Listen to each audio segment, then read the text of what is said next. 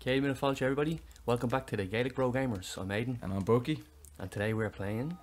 Legend of Zelda, Link to the Past. Now this is a game. I think that this is objectively the best game ever rated. Oh, this is an objective opinion. Yeah, This is not an opinion. Sorry, this is like an objective statement. And nobody has an opinion on it. Oh, well, I'll allow people an opinion. No, stick with your guns. I'll allow people an opinion, you know. But no, I just think... I won't say it's my favourite game, but... I won't say it's my favourite game. There are a few games that I get to... You know, like... okay, you maybe? Gisku. Like, I prefer... Gisku! Yeah. Gisku! That's not racist. We won't worry about that. No, there are a few games I prefer, you know, Very like Yoda stories for the Game Boy Color. Oh, yeah. Well, that's probably... It's one of my favourites. Definitely up there, yeah. Because it's Star Wars, you know? Yeah. It's Star Wars. Yeah, my favourite. It's I thought it was Star Trek. Oh, I saw Star Trek, yeah. Here's the story. My name is Zelda. That's my guy there in the bed with the pink hair. And the guy with the blue hair is just like sat there contemplating his life. You know, he's up all night drinking, like, as my guy is just like sleeping for free. Yeah. Like, there's only one bed in the house. So where does he sleep? Like, I don't believe him now. He's Sleeps in beside him. Oh God. He's gone. Look at the part. See the way his hair was like parted Yeah, the yeah. side there. So beautiful. Gonna get this lamp, which nobody has ever thought to. Chest nobody ever thought to open. Maybe there was a bed in there. You wouldn't know. Yeah, probably is. I'm gonna set myself a little challenge in this, Aiden. What's that? We can make this a GBG official challenge if you'd like. Okay. My objective is to finish this game in less than 3 hours of playtime. Because we're fucked from the beginning. Why? You won't get that done in 3 hours. We can. You get through that quick? I haven't practiced in a while. I played through this game, I would say, maybe 50 times in total. I would actually say it's that high. 50 times in total. Jesus. Oh, Gisku, I didn't want you involved in this. I wouldn't mind. Just, he's obviously been drinking all night. There's no enemies around here. Yeah, What's wrong with him? He just fell and banged his head and was like... Yeah, it was something ridiculous. He just walked over and was like, oh fuck, I shouldn't have done that. I shouldn't be Shouldn't have waiting. jumped down that hole. I shouldn't be waiting so long there. No, you're wasting time. Yeah, wasting Every valuable second time. matters. No point going down to... There's a chest down there if you haven't played this game before. It's got 5 rupees in it. 5 rubies, Jesus. Yeah, I know. You get more from hacking open the bushes. Exactly. Want to be paupers? So you're saying that you think this is the best Zelda, yeah? Definitely. You know why? Because it's got a high amount of nostalgia value for me. But I'll tell you one thing. Yeah, that's true. Nostalgia does play its role. But I think there are a lot of people who play this game years after the fact, and it's not just hype. No, this game was made like it's a polished game. Yeah, because there are games. There's nothing in this game where you can say that's poor. I think you've said before that you played Ocarina of Time, did you? Years after it came out. Yeah. Haven't heard about it being the best game ever and this, that and the other and blah blah blah. And I never really liked it. I just never gave it a chance. Oh really? So you did have... I had a problem when I used to play those games. I think I already said this before on the channel, but there's a map in there, by the way. Sometimes you don't need a map though, don't you? You know your stuff. I'm getting hit a lot though. But like I always think that when games went 3D, here we go. particularly like the Zelda, I knew how difficult it was for me to clear this one. Believe it or not, it took me probably about 2 years on and off playing this game. Oh, we had a long time for me this year. It was not one of those, like nowadays we've been trained and we know what to do when we're playing games. Yeah. This is easy, I know what to do here. But this was kind of like, it was a new kind of idea. The puzzles it didn't like register straight away. It took a long time to figure things out. And I just remember when the game went 3D. Yeah. And I was thinking, oh, hang on now, Link to the Past that took me a long time to clear it. Now they're putting it into 3D. Yeah. It's a new game. There's no way I'm gonna play this. Looks mature as fuck, like, yeah. Yeah. Got your boomerang now. Boomerang, yeah. Boomerang. Not doing very well though, am I? Ah, you're doing fine. Heart and a half. Ah, you're doing fine. I'll tell you 3 things that this game did for me, Aiden. Okay. 3 very important things it did for me as a child. It taught me how to read, which in some way taught me how to write as well. And it taught me how to count. Why? Because of the style of the writing. It's so proper and formal. Probably, yeah, that's the reason why. I'll tell you how it taught me how to count. It wells, the Princess Zelda. Yeah. Probably we'll get on to that in a minute, but Pond to the head there. better believe it. Catch the key before it hits the ground. I might as well get 5 rupees out of this. Oh, sure, why not? Just waste a second there. Thank you, Gisku. Listen carefully.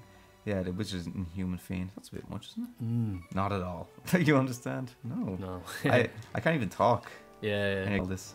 But yeah, my mother will tell you, I used to always go into, there's a room in the desert, you lift up a big huge rock, go underneath it, and there's loads of pots in there with 5 rupees underneath them.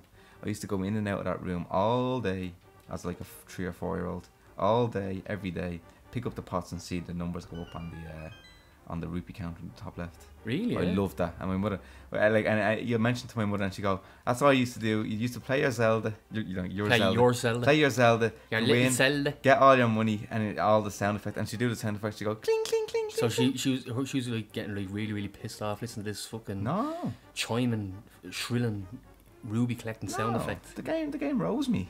Yeah, The game raised me. I should say. It raised you. It rose you. Rosed me. Fucking rose you. What the fuck, buddy?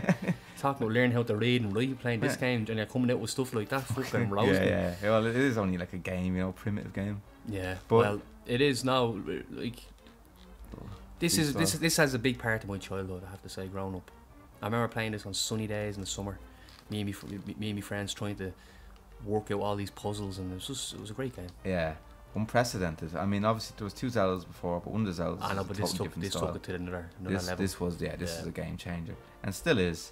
And I just think you can play this motherfucker. Yeah, any day. It's one of those games that you can clear it, and then I know it's a big game. Well, it's a big game if you particularly if you play it and you've never played it before without any like foreknowledge, any prior knowledge to the game. You could really spend like days trying to complete this now. Yeah, and I just think that if you finish this game, you could easily for me anyways, maybe in 6 months' time, I'd pick it up and play it again. Yeah, definitely. Yeah, it's kind of a yearly thing for me. Fresh. I like to.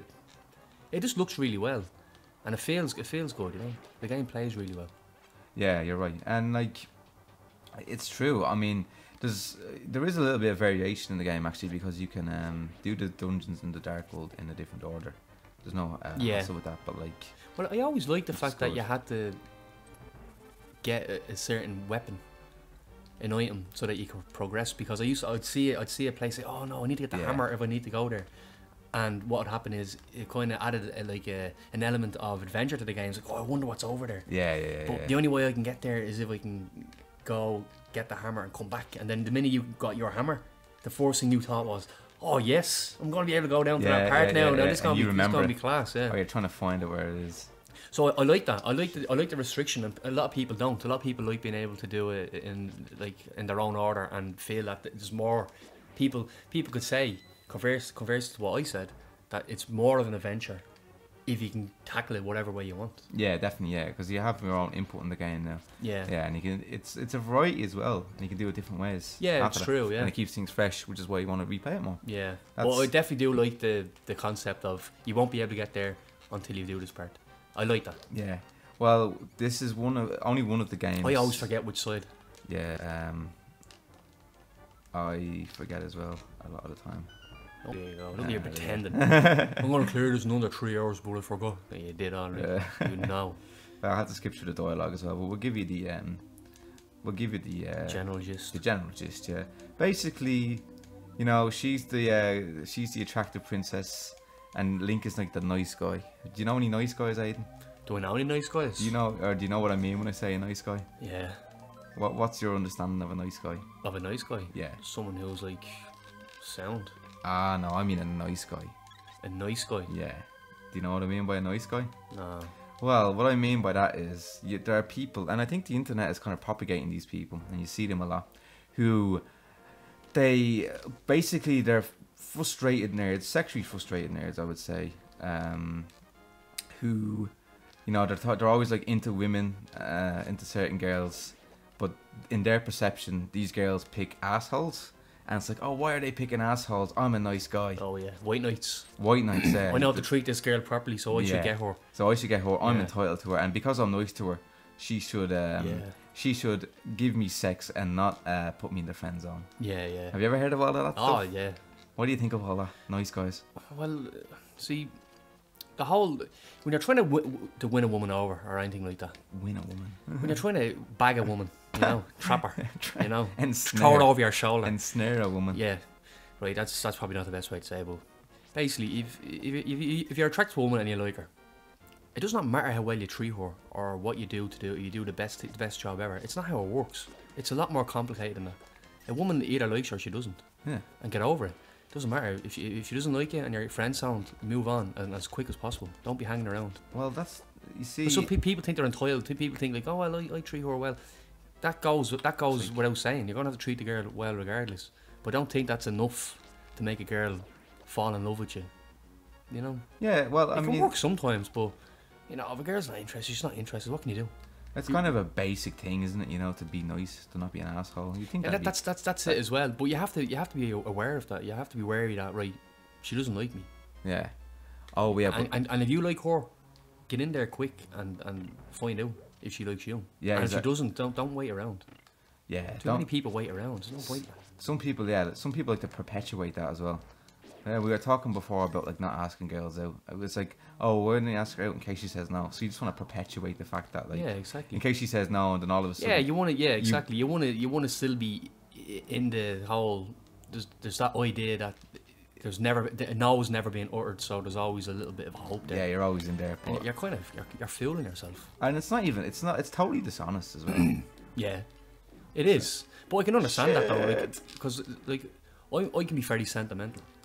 And I can understand those kind of that kind of ideology, that way of thinking, you know, like oh, if I don't get told no, there's always that little bit of hope.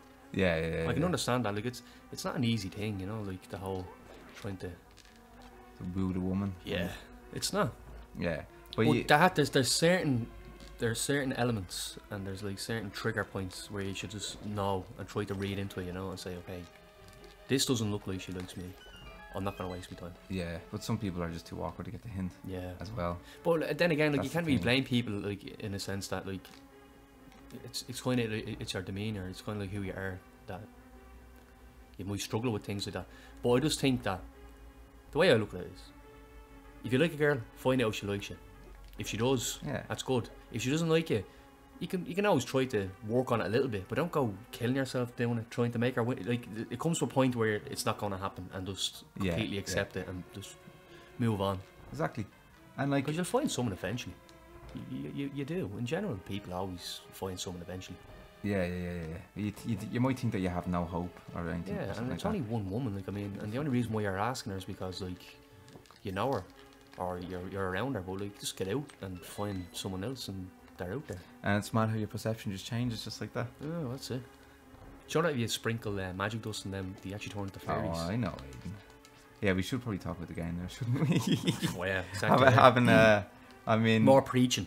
Yeah. The preachers. Well, preaching a while. The Gaelic Bro Preachers. Yeah, a much better name for a channel, I should think. Yeah. Now, the opinionated bollocks from Ireland. I'm kind of worried about doing it. I'm not going to do it here because we're up against it, but usually what I would do here is run right through them Redzers and like just take the hit, just get them spread. Take the hit, but they will hit you very quickly and you're left with like a quarter of a heart.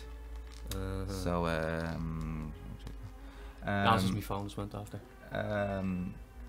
So they're very annoying though, aren't they? Those skull flames. Yeah, because they're one of the most infuriating. But then when you discover the whole little sprinkle magic dust on them, and you go into fairies, you love walking into a room and say, oh yes, one of these. Yeah, store a fairy in my jar now. Especially when you can really do it one, like. Yeah, it's kind of cheating though, isn't it?